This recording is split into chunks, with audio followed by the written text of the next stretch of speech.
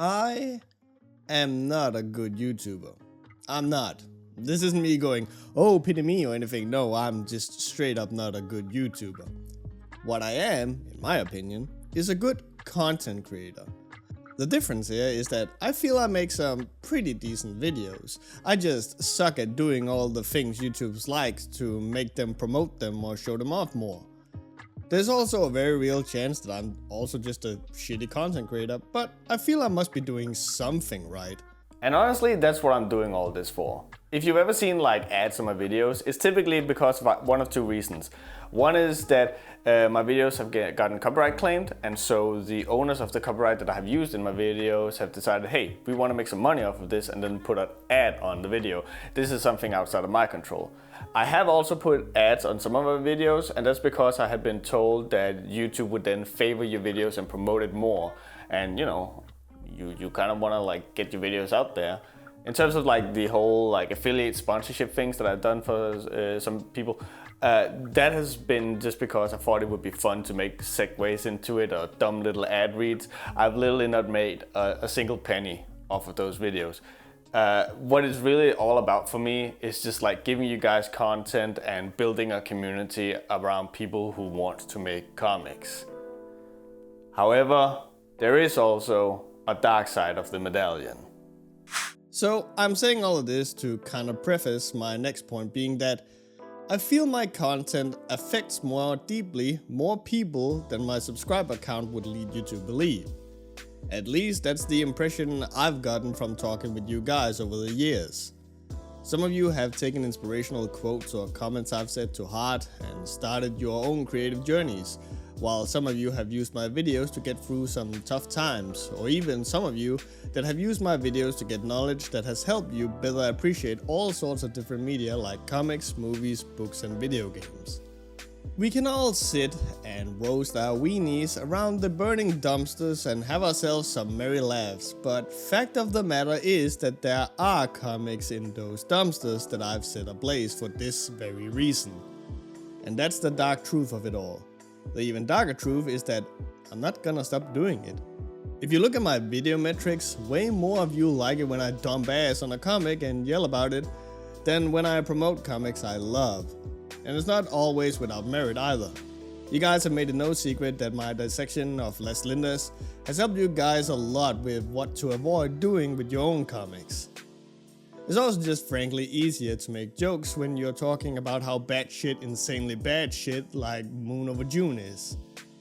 Also, weirdly enough, I know certain comic creators refused to take criticism until my videos came along and brought them down a few pegs, and we've seen impressive growth from those creators afterwards.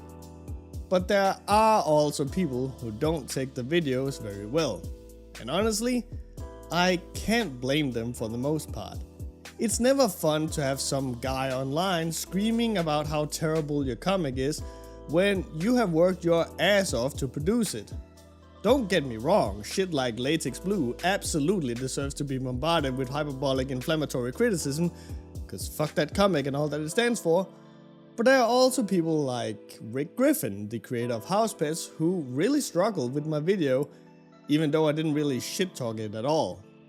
I was just mildly critical about it, and that was enough to send my guy spiraling. But I will say, Rick, if all my videos could really be boiled down to was just lol furries, then why did you change your website and your character segment on that website when, as far as I've been told, I've been one of the most verbal critics about that? Also, maybe this is just me, but lumping my dumbass video in there along with threats seems a little dishonest, if I gotta be honest. But that's neither here nor there. That was 2 years ago. Even though Rick Griffin would make this tweet 4 years after my video came up. But I digress.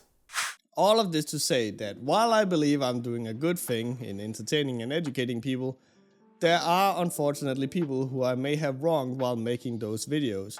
And to some of those people, I'm sorry.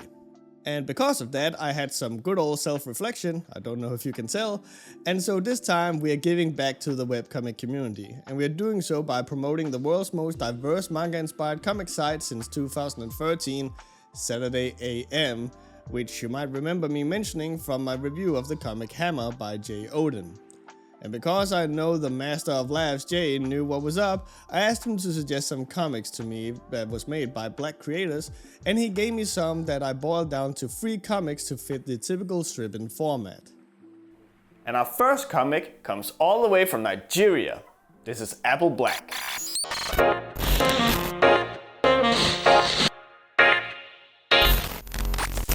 Apple Black has been serialized bi-weekly in Saturday AM since December 2014, with chapters collected into multiple volumes as of December 2022. The comic has already seen some great reception, and there's even a very real chance you've seen printed versions of the comic out in the wild. Anyway, I dive into the first comic here, and I'm kind of immediately faced with a unique conundrum. See, the good people at Saturday AM want to make mangas, not comics, but mangas, right? The problem is that I don't immediately know which direction to read from. Do I go right to left or left to right?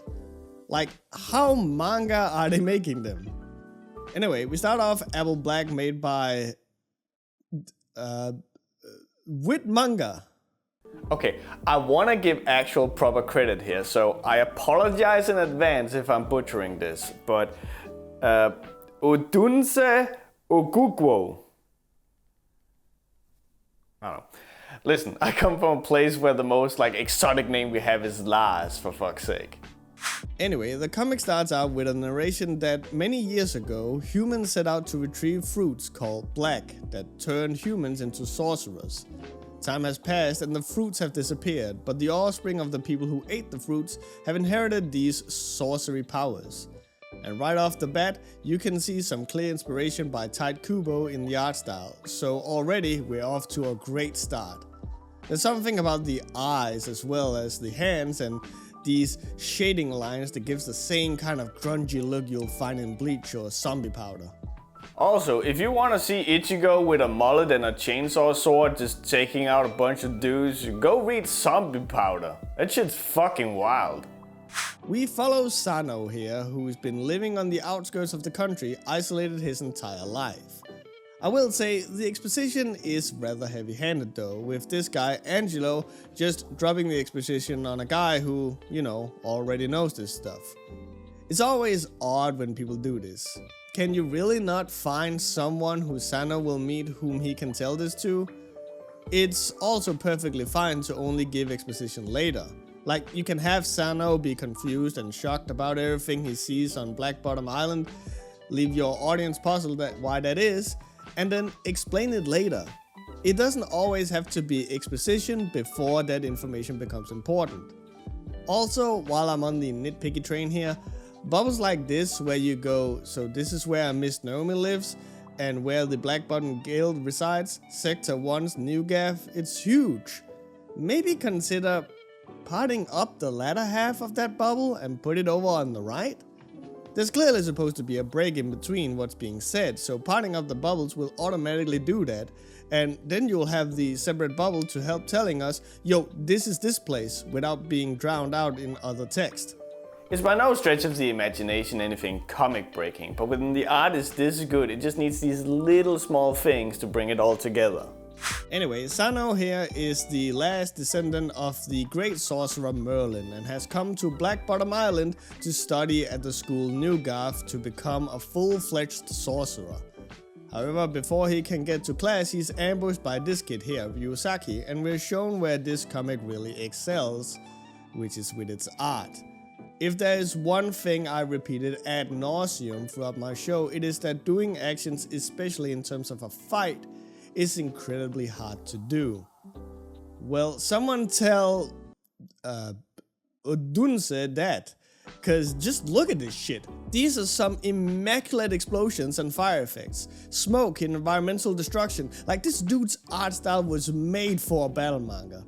If they indeed were inspired by Bleach, it feels like they even took Tight Kubo's design philosophy to heart, which is to take a bunch of characters and make them all the most cool and stylish motherfucker in the room.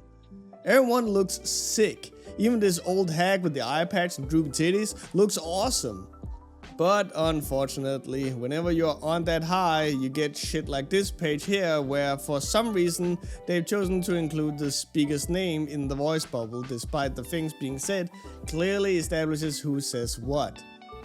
Anyway, it seems like Sano has a rather well-known prophecy going on about him, stating that he will bring peace to Eden, the world this comic takes place in. However, some people are not fully convinced about this prophecy. In a fight later on, we also see that Sano, who's purposely hidden his left arm all this time, is wielding the arm of Arodis, which is said to be the strongest wand in the world. We are also shown that this comic seemingly takes inspiration from One Piece as well, in using people's bounties to establish power levels, as Sano himself seemingly has one. And chapter 1 ends with him winning the fight against the bad guy and stating to his teacher that he wishes to find the people who killed his dad and forgive the fuck out of them to not continue the endless cycle of revenge and violence. Honestly, after reading chapter 1, I was left hungering for more. The comic does a great job in establishing our character, our side characters, the world, our protagonists, the immediate arena, the end goal, and the obstacles he'll face. I've seen some comments that the first chapter was rushed, but for a comic that aims to replicate the feeling of a Shonen Jump manga, I'd say it does a fantastic job in doing so. As far as I've been able to understand, many comics published in Shonen Jump, or many other manga publications for that matter, have to establish that they are comics that are worth following. If you have not been given an incentive to follow the comic after chapter 1, there's a good chance it won't see people picking it back up once chapter 2 comes out. So Black Apple really feels like it nailed that, and it also works in the favor of it being a webcomic, as you are immediately interested in seeing where it goes next. And because of that, I just read the next 5 chapters that were available to me in one sitting. The comic continues to set up an interesting world, and it feels like they managed to work out the pacing a little bit. There's some interesting use of cross-cutting and presentation in general, and the action continues to be very shonen-esque. This is definitely a comic that stands on its own while wearing its inspiration on its sleeve, and I could actually see myself continue reading this if I had found it on one of my many manga binges. It feels very true to form, but doesn't feel like it has the same checklist that most other shonen manga does, where it's just introducing the same old things in the same old way all the time. It feels fresh and unique while still being a piece inspired by those that came before it. I feel like we're kind of living in sort of a golden age of stories at this point, where things are not trying to hide what they're directly inspired by, and honestly, to me, that just feels all the more endearing. But unfortunately, Apple Black is not without its issues.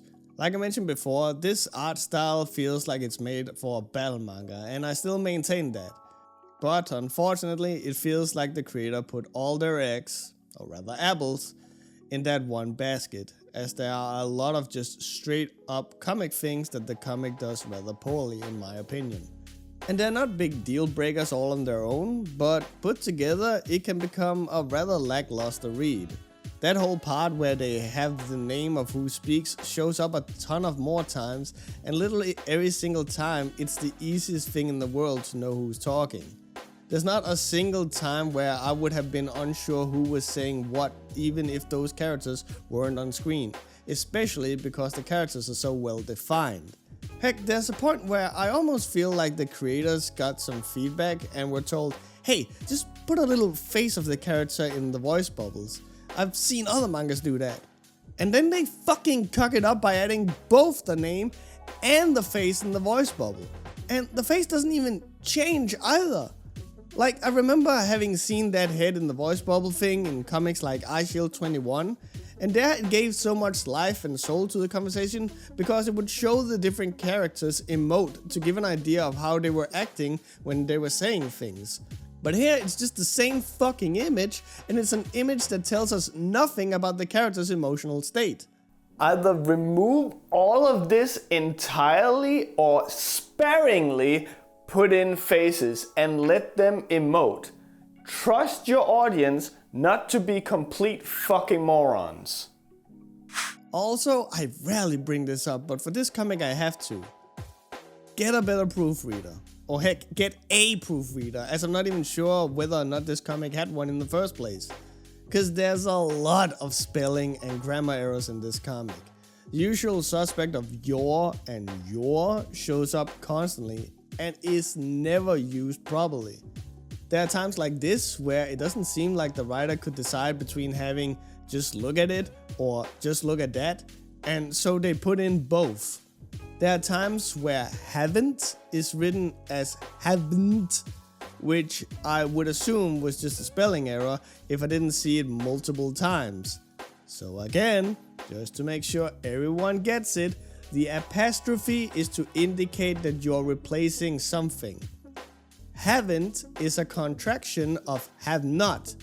As such, the apostrophe replaces the space and the O. With your, it's a contraction of you are, and the apostrophe thus replaces the space and A. This is basic fucking English, it's really not that hard. And yes, I know that it is an incredibly minor nitpick and it is effectively turning me into a grammar Nazi to start correcting grammar like this. But when it is as abundant as it is in this comic, I feel like I have to bring it up. The cast of Apple Black is really nice, and it's nice to see that the comic dares to let us follow other people than Sano. It helps giving us more information in ways that don't have to include the protagonist, so it comes across as more natural. It also helps to flesh out the world and with that also the characters. Unfortunately, it sometimes feels like the creators were a little too eager to give us information about the characters, as we are allowed access to every single character's thoughts. And why is that a bad thing, I hear you ask? Well, that can be highlighted easily by the character Simone, spelled with a Y, cause why not?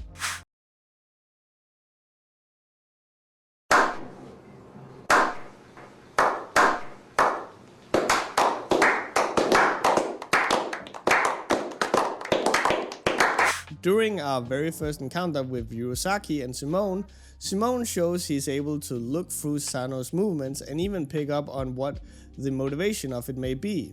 In turn, Sano says that Simone is clearly more dangerous than Ryosaki, who is blowing up an entire room next door.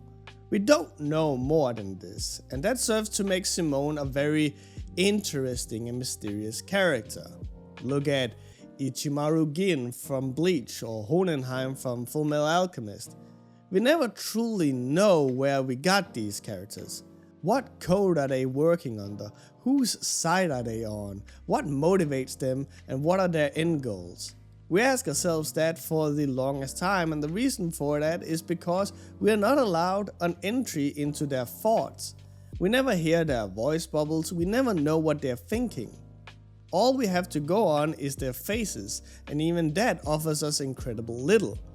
And for a character like Simone, who switches between a dumb idiot obsessed with an adult book and an incredibly calm-headed, knowledgeable person who seems to only want to observe what he finds interesting, who is wearing glasses despite not needing them, as pointed out by Sano himself, we are already dealing with a mysterious character.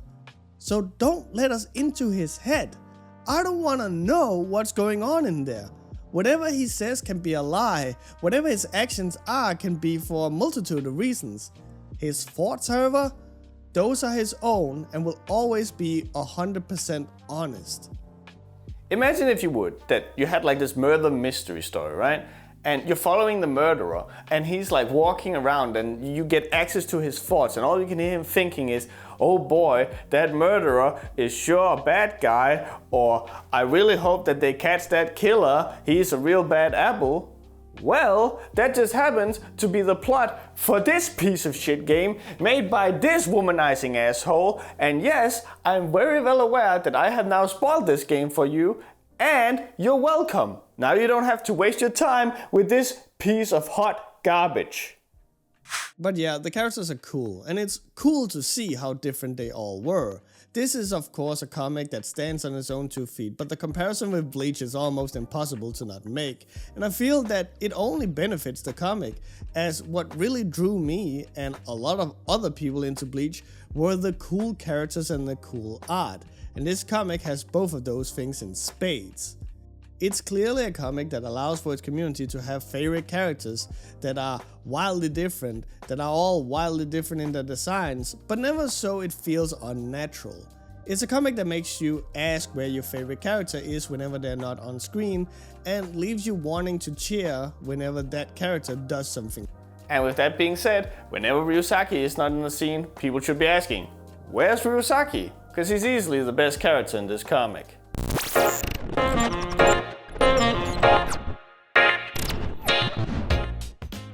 The writing is a 6. It's good and solid, but with some definite beginner mistakes that kind of detracts from the overall experience. The art is an 8. Really solid art that doesn't just wear its inspiration on its sleeve, but turns it into a flag and waves it around proudly. And honestly, I'm here for it. The characters are a 6. I didn't get to be introduced to too many characters throughout all of this, but the ones I did were interesting, unique and varied. Ultimately, the comic is a 7. It's cool, it's stylish, and honestly, the art definitely holds up against some real actual mangas from Japan. I know there are way more of Apple Black available than the one volume I read if you sign up to Saturday AM, and if it continues the course I've seen here, it is absolutely worth the read. My first exposure to Saturday AM was Hammer, but that was before I even knew what Saturday AM was. And so now going into Saturday AM, I feel like Apple Black is kind of my first real exposure to the site, and I honestly don't think that it could have been better. I had been promised mangas made by people who has a huge fascination and respect for mangas, and Apple Black more than delivered on that promise. So I'm sure that you can understand why I'm super excited to check out the next comic called Clock Striker.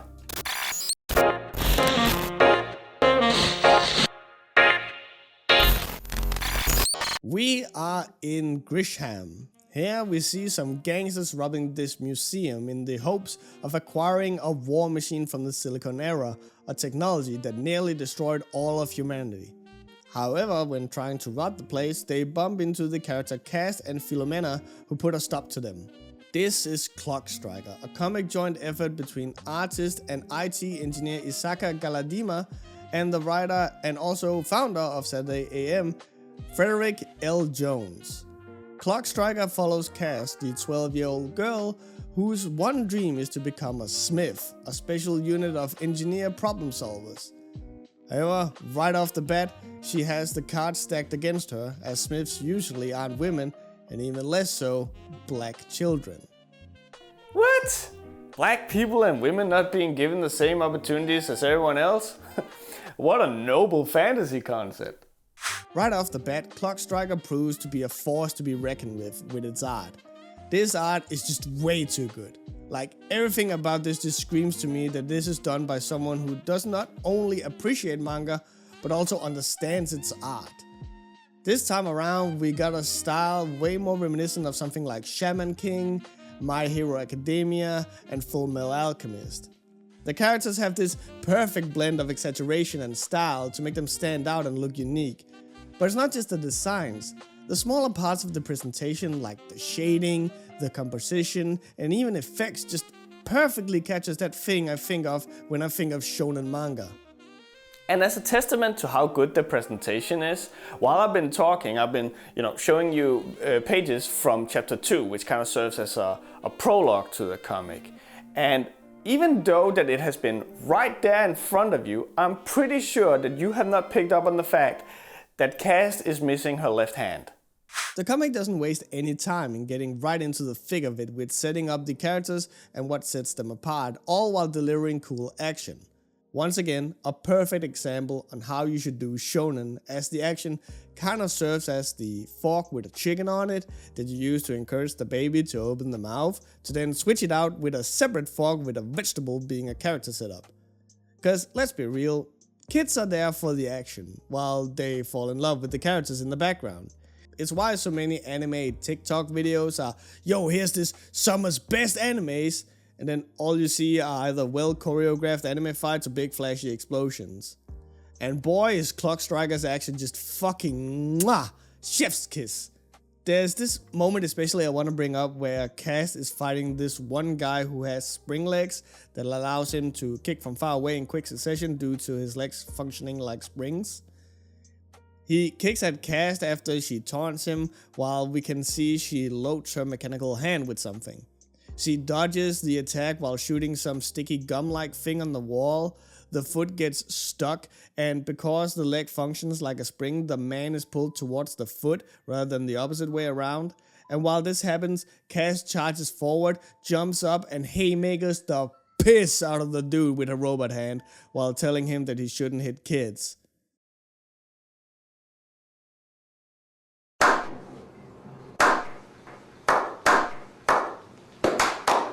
This is as close as you come to a perfect action sequence, and I don't think you even know why. First of all, Cass is obviously much smaller than the guy. After all, she's a child. She reminds you of as much in the end. So to do any real damage towards the guy, she cannot rely on raw strength. But strength plus momentum equals power. So she uses the guy's forward momentum and her own to make the punch stronger. This combined with the arming her hand while taunting the guy and her planting the glue on the wall shows she's using her wits to fight. It establishes that she is well aware of her shortcomings, but her main force is not her raw strength, but her smarts. Throughout all these actions, we learn about Cast as a character. I somehow feel other comics would have settled with just the gum thing and let the guy be stuck on the wall, or maybe even have Cast explain in great details about how the gum was made to establish he's a smart character. But instead, Isaka and Frederick chooses to show this in a much more subtle way. And speaking of Isaka, their way of showing Cast knocking the guy's lights out is also just a masterclass in how to do this. Everything about the gangster's posture and depiction shows him going to the right, while everything about Cast shows her dashing to the left. First you got the build-up of momentum, and on the left you got the chambering of the attack until the explosion comes on the next page, taking up 3/4 of the page, with the initial explosion being placed in the middle of the page and a second explosion happening at the bottom of the frame, showing how Cast punched the back of the head of the guy into the ground. This is such a master thesis in how to make a good fight scene that it honestly just makes me want to go.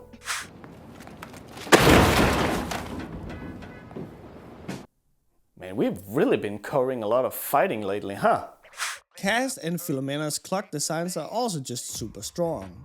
To highlight Cast being black, an obstacle for her in terms of being given the same opportunities as everyone else, she's been given cool puffy dreads and exposed skin that contrast her outfit. She wears a big jacket with a lot of pouches and pockets but without sleeves, to show she's an engineer with her tools at the ready but still exposes her arms to start throwing hands. Her left arm and legs are exposed, and her left arm, contrary to the right, doesn't have a long glove to better emphasize her metallic hand, the thing that sets her apart. Philomena, on the other hand, is draped in cloth all over, leading her to be more mysterious.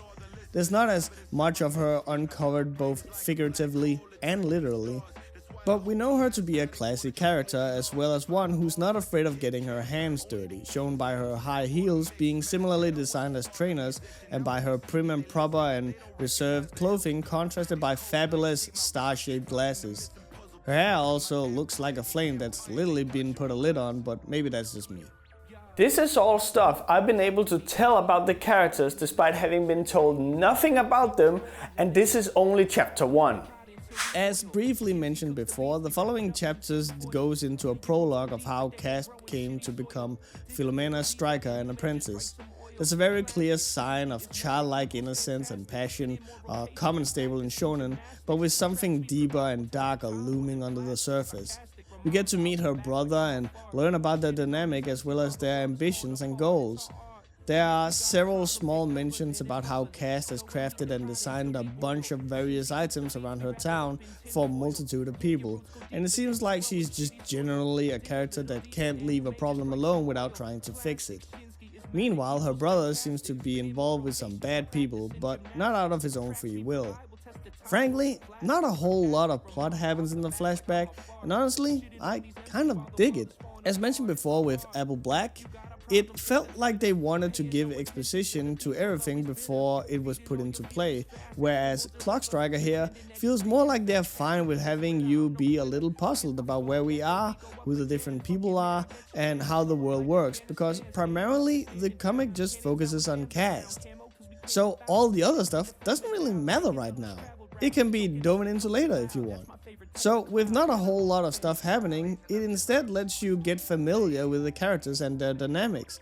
So when a jolly character suddenly reveals to have a darker side, it actually comes as a shock because we have come to expect what they're like, and now we're learning something different. Despite there only being the usual free chapters available on the Saturday AM website, I honestly feel like I got to learn a lot about the different characters in such a short span of time. Honestly, I don't have a whole lot more to say right now.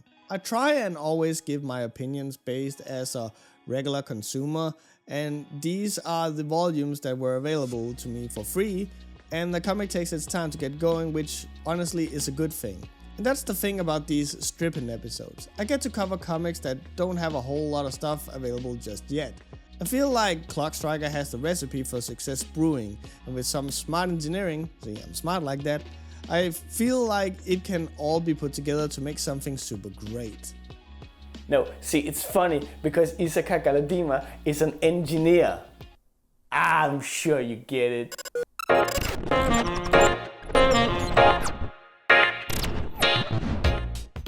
The writing is a 7. I feel like there's some good stuff in here, but I haven't really seen it yet, you know? Like, I know it's there, but I need more of the comic to see it be properly shown. The art is an 8. Really solid art that can both convey super cool action scenes, emote properly, and even show off locations. I just need some stuff that really wows me at this point. The characters are a 7 as well. Now, again, it's not that I don't feel the characters aren't great, but everything I have seen thus far is pretty surface level. I've not seen anything that really set any characters apart from the others just yet, but what I have seen, I really like. All in all, I'm giving Clock Striker an 8. This feels super promising, and if you want to give it a whirl, I honestly don't think you'll be disappointed. See, this is what I'm doing all this for, finding these like really shiny diamonds that I had never been told about before. Hopefully, the last comic of this episode will be another diamond called Oblivion Rouge. It is probably Oblivion Rogue, but I've already done the voice work where I've called it Oblivion Rouge like a fucking idiot, so that's what we're gonna be going with.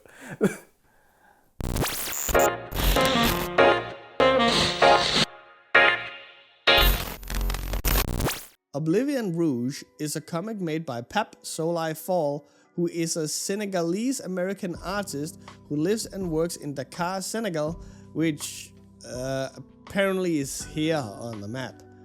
After graduating with honors from the University of the Arts in Philly, with a degree in interdisciplinary fine art and participating in the Dak Art Biennale twice, he started working on Oblivion Rouge.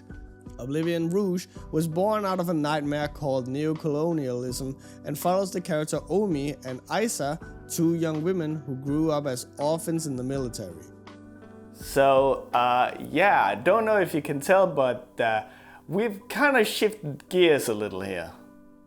The comic starts out in 2121 after the Loop Plague, which is a tumor-like infection that has taken over the Quafarian continent and left humanity on the brink of extinction. We see a young girl, Umi, listening in on a storytelling group, and we're being told she was specifically told not to attend those groups and that she's adopted. However, we see Umi still keeping high spirits. Right off the bat, we're also being given a rather striking image, being that the only thing with color are the marks on the grown-ups, as well as the bright white hair everyone has.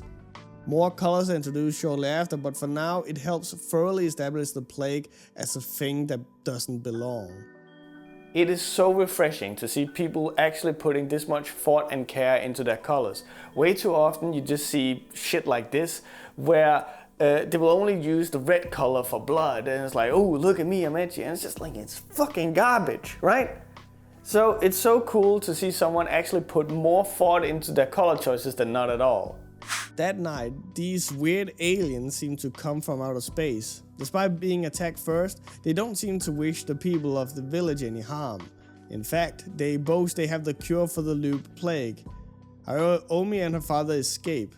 There's this great back and forth on whether or not these Hakkinen are actually evil or not.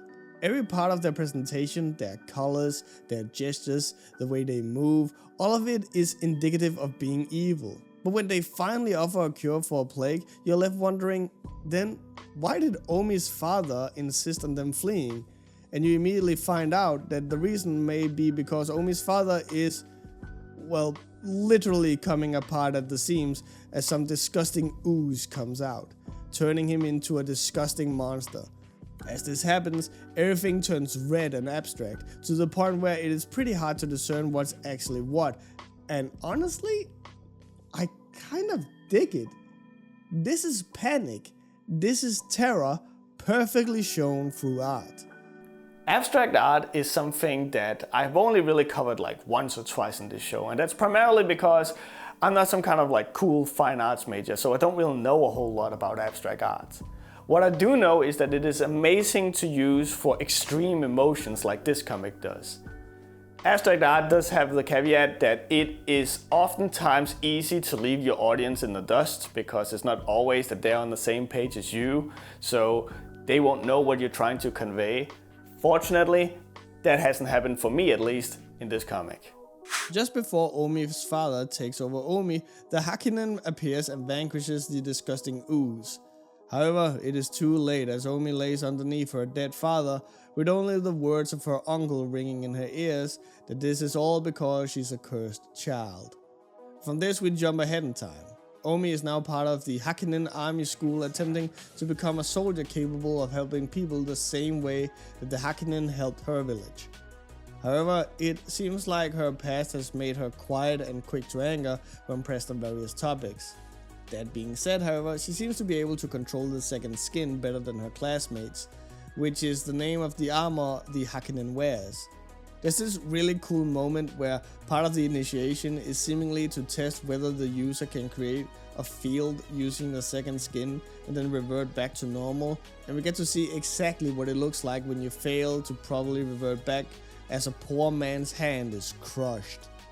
One thing I really like in stories is when they introduce like either a device or a technique or a spell or something that is this perfect balancing act on a knife's edge where if you lean either way you're gonna fuck yourself up real bad. So you always just have to be in constant control. So when you see them using it like as naturally as breathing, it's just like the best. It feels so freaking cool, especially if you like show them struggle with it to begin with. Like if we had the 3D maneuver gear in real life and I got access to it, you would see me flying max speed through a window into some poor family's living room and just splattering against the wall. I would be fucking dead. Yippee-ki-yay, muchacho! Ah, son of a bitch! Fuck! Ah! God, you stupid fuck! No, te vas para la mierda! Te vas para la mierda! Yo no voy para allá! ¿Dónde viste el tamaño ese hijo de puta? Yo no voy para allá! The group of trainees is then asked to do it out as a test to determine the best of the best, very akin to the opening exams of Naruto. And this is kind of where the comic showed the part where it didn't shine. Because up to now, I actually kind of enjoyed almost everything. I liked how crass and rough the comic looked, and the designs, despite having little to work with, made everyone stand out and be unique. But when it came to the fighting here, that's where it kind of lost me. Due to having so many characters in the same clothes, most of which we haven't seen before, depicted in such a rough style, flipping and dipping around with explosions and debris all over, it became kind of hard to keep track of what was going on. It didn't help that characters we had not seen before would suddenly start talking about settling debts that we don't know about against people we don't know who are. And then it'll jump to someone completely different somewhere else, and it just gets really confusing all in all. I feel this part would have benefited by primarily let us stay with Omi and her friends, as those are the ones we have some pre-established knowledge about, That way we could use this rock we know of as a foundation, and from there start comparing the characters we know with the ones we don't, so we can better establish how they're different. Right now, it's all just all over the place. Again, if we use a comparison with Naruto, in Naruto we first set up Naruto, and from him we set up Kakashi, Sasuke, and Forehead, and from them we introduce the rest of the class. And the rest of the class primarily gets set up one by one where they start duking it out. This makes it so you always have someone you know and can relate to. Oblivion Rouge here feels like when you're at a party with your one friend and you don't know anyone else at the party, and then your friend just leaves and you're left there standing. Okay, like checking your phone, digging into the cheese puffs, begging to God to go home. While I would love to find out more about how the story unfolds, that is the end of the 3 chapters available to me right now. But I will say that the comic left me hungry for more. This is definitely a comic that separates itself from the other comics we've covered in this video. Where Apple Black felt like Bleach and Clock Striker was something akin to Shaman King or Full Metal Alchemist, this comic feels more like Blame, and even with hints of Berserk. It feels way more mature and bleak than the other 2 happy-go-lucky style. And frankly, I wouldn't want it any other way. This is a story where humanity is plagued by, well, a literal plague and fighting terrible monsters. So to give it a happy, fun feel would kind of betray that tone. The tone of the comic, in other words, perfectly emphasizes what the comic is all about. Heck, even our protagonist is flawed and cynical. Saturday AM has this sister site called Saturday PM, which is a fucking fantastic naming convention, by the way, where they display more mature comics. And honestly, I can't help but feel that Oblivion Rouge would maybe fit a little better there. I don't know. Oblivion Rouge feels very much like it's not trying to follow the rules and ideas other comics have set up that came before it. And that both goes with the tropes and the guidelines. Meaning that while it doesn't fall into the typical tropes you've come to expect from manga, it also doesn't use the same chapter by chapter engagement storytelling formula. Like with Clock Striker and Apple Black, I mentioned with both how they had this thing where chapter 1 would end in a way that would make people engaged enough to come and check out the rest of the comic in the following weeks if it was being published in something like Shonen Jump. But you know where chapter 1 ends with Oblivion Rouge? In the middle of Omi being attacked by her dad. Like, sure, I want to see what happens to Omi, but it doesn't have the same setup. It doesn't drive me the same way. Instead of being given an appetizer and making me hunger for the main course, with Oblivion Rouge it feels more like I was in the middle of eating the main course and my food was just taken away.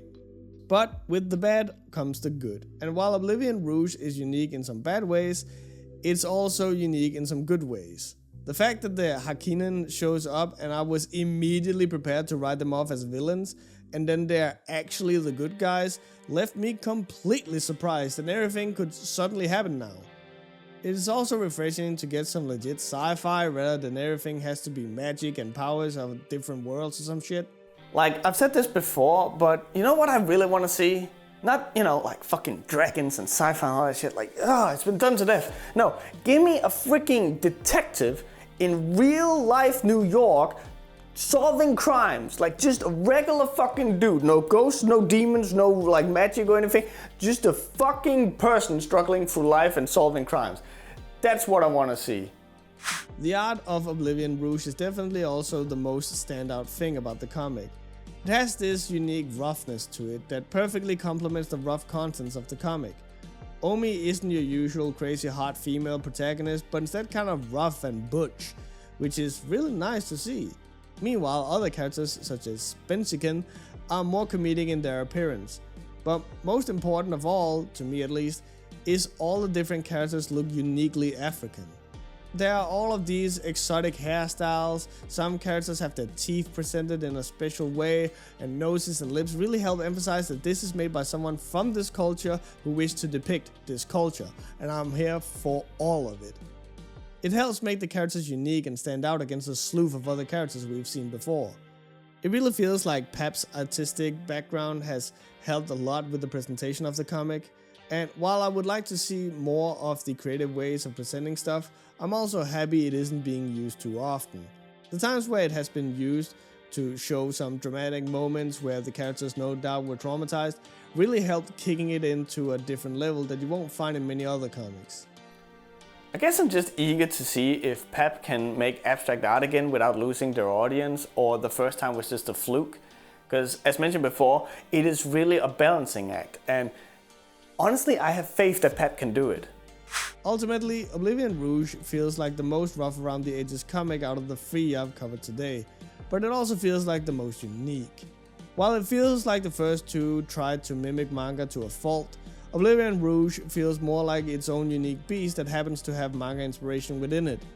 Now, I can't tell you if that's a good thing or not, all I can tell you is that that was what I observed.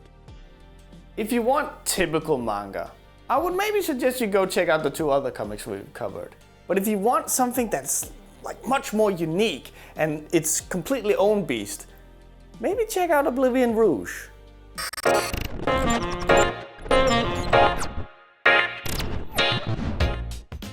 The writing is a 7. When I first read the comic, I had a hard time seeing how the plague and the monsters were gonna coexist in the comic, but I feel as time went by it made more sense. I'm curious to see if it can keep this up going forward. The art is a 6. Personally, the rough look doesn't really do it for me, even though I appreciate its use. It kinda handicaps the comic a little, making it harder to discern what's going on, and the presentation doesn't exactly help. But it is ultimately nice, it just needs some more work. The characters are a 6 as well. This is an unfair grade to give, I feel, cause you can tell it's gonna go more in depth with the characters beyond this point. But right now it feels like the more comedic character, Benzikin, has more personality than our protagonist. The rest barely seem to exist. All in all, the comic is a 6. This is a perfectly fine comic. It's a diamond covered in dirt, and I'm sure the more the comic gets to go, the more it's gonna get that dirt brushed off of it. Right now though, it just needs some more work, which I feel is already being applied to it. Those are 3 comics made by Black creators that you should go and check out on Saturday AM. And while you're there, maybe check out some of the other stuff. I think there's some actually pretty interesting stuff here. Or maybe Saturday PM is more your speed. Who knows? Maybe we will check out Saturday PM in a later episode. That all depends on whether or not you guys want to see that. Also, real quick, thank you to Jey Odin for suggesting these comics. There will be a link to all of his stuff down in the description, along with the different comics that we covered in this video. And I hope you guys will show them some support. I'll see you guys at the next Webcomic Relief. Take care. Hit you with the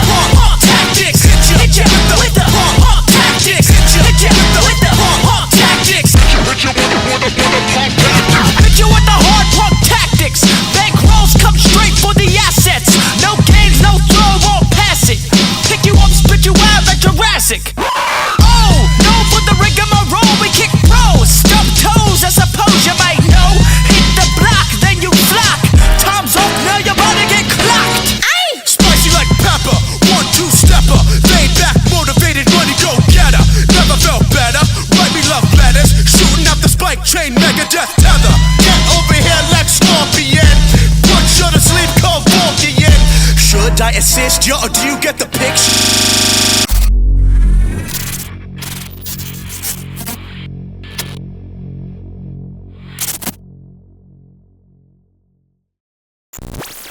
Done.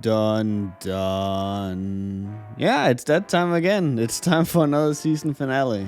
I don't really know why I call them seasons. It's not like anything massive changes in between them. I always just think that it's, you know, a great way to go, okay, this episode we're going balls out. And we're really doing that with this next video.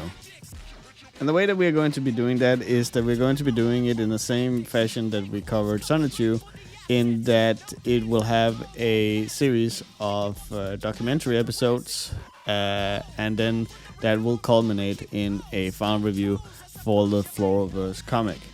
And the reason for that is because you cannot cover Floriverse in a vacuum. you need to understand who the people who made this thing is, and what they're like, and like what their ideals and what they have done are.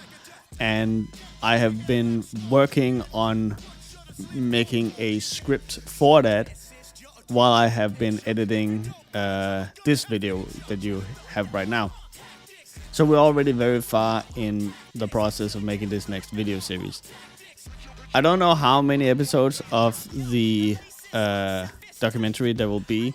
All I can say is that it's going to be similar to how it was when I did the show and tell with Persona, where the people on Patreon will be getting access to the single big video file that is just like has all of it from the get-go, and then I will kind of be drip feeding episodes of the documentary as time goes by, while I am working on the actual review of the comic.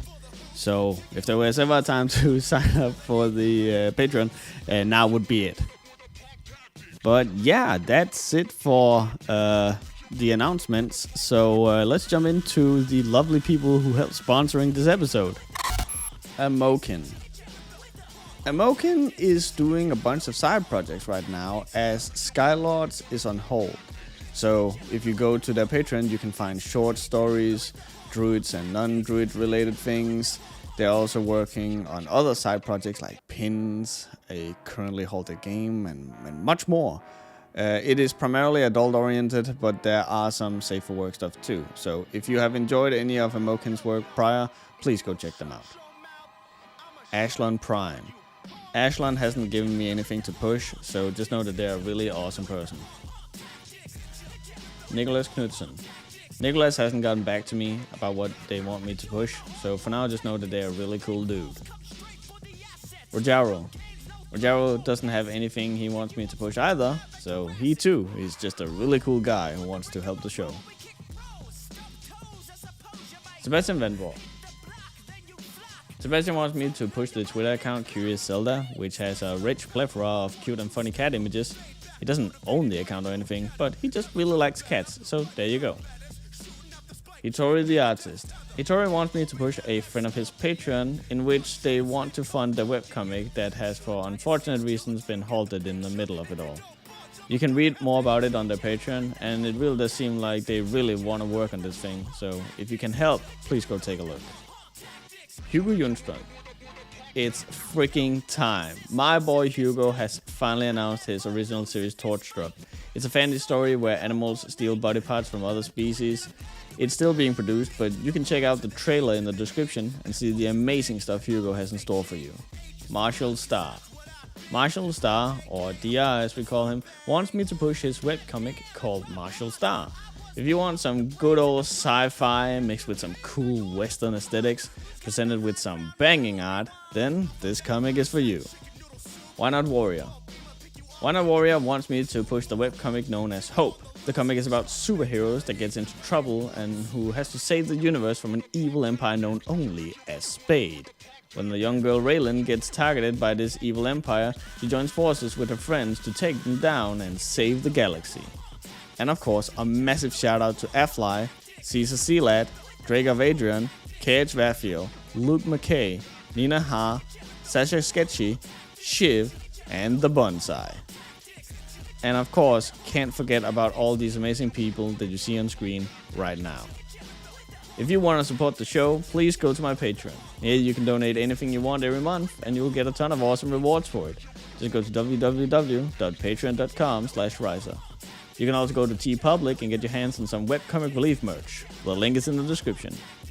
If you want to watch me on Twitch, you can do so at www.twitch.tv/crownlessking with 2 eyes. Here, you'll sometimes see dumb stuff like this happen. Doesn't he goes down to hell to hang out with Virgil? Look how angry Atreus is. Oh, he hates Bayonetta's ending so much. Look at how furious this man is. He is popping off. He is upsetting in his spaghetti. He is activating his own Spartan rage. If you don't want to support the show financially, at least think about liking the video, subscribing to the channel, or sharing your favorite webcomic relief episode with your friends. Maybe that way we can reach 10,000 subscribers again. I'll see you guys in the next webcomic belief. Take care.